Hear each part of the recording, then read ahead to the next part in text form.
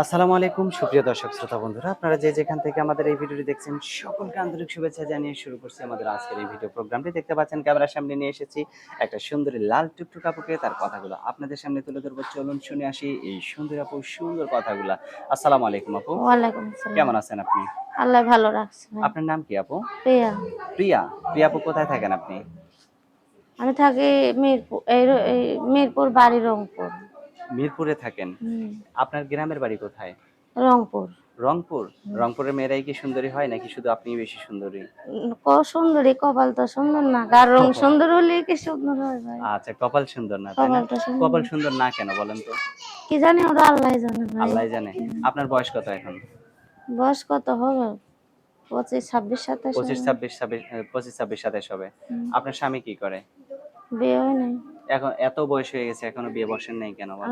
আব্বা অসুস্থ ছিল ভাই, আব্বার কিডনি নষ্ট ছিল, 7 বছর চিকিৎসা করছি, জমি বন্ধক দিয়ে, তো আব্বা বাঁচে নাই, মারা গেছে। মানে আপনার বিয়ের বয়স হওয়ার পরে আপনার বাপের অসুস্থতার হ্যাঁ। কারণে বাপের তো চিকিৎসা বড় আপনার। ভাই নাই, তো সংসার পালবে কে ভাই? আপনি কি কাজ করে আপনার বাবার চিকিৎসা করছেন? আমি এই সেলাই মেশিনের কাজ করছি। এখন কি কাজ করেন? এখনো সেলাই মেশিনের কাজ করি। কত টাকা ইনকাম করেন আপনি? মাসে তো 4,000, 5,000। 4,000, 5,000। ঢাকাতেই থাকেন নাকি? হ্যাঁ, ঢাকাতে থাকি। তো ঘর ভাড়া, ঘর ভাড়া দেওয়া, বিল, খাওয়া অনেক কষ্ট। গ্যাস বিল, আম্মার ওষুধ। যাই হোক, এখন যদি আপনাকে কেউ বিয়ে করতে চায় তাহলে আপনার মতো উপযুক্ত কেমন মানুষ লাগবে? আল্লাহ আমার ভাগ্য যেরকমই মানুষ দেখ, সুন্দর কালার বেশ কম নাই, মনটা ভালো হলেই হবে ভাই। আচ্ছা। আর আর আমি আর কি বলবো, এই যা কথা ফোনেই বলবেন। ফোনেই বলবো। হ্যাঁ। আচ্ছা। আপনার ফোন নাম্বার মুখস্থ আছে? আছে। আচ্ছা, তাহলে দুটা তিনটে করে বলেন, আপনার সাথে আমিও বলি।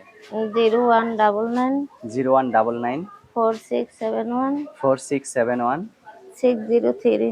603। হুম। এটাই আপনার ফোন নাম্বার না? এটি আমার ফোন নাম্বার। আচ্ছা, তো ঠিক আছে আপু, ভালো থাকবেন। হ্যাঁ, আল্লাহ হাফেজ। প্রিয় দর্শক, আপনার ভালো ভাই, থাকবেন। আর আমার আল্লাহ খারাপ হাফেজ। কথা যেমন কেউ না বলে, আমি নামাজ পড়ি, আল্লাহর নামে ইনশাল্লাহ কোরআন পড়ি, যেমন একটা ভালো মানুষই পাই, তার মনটা ভালো হতে হবে।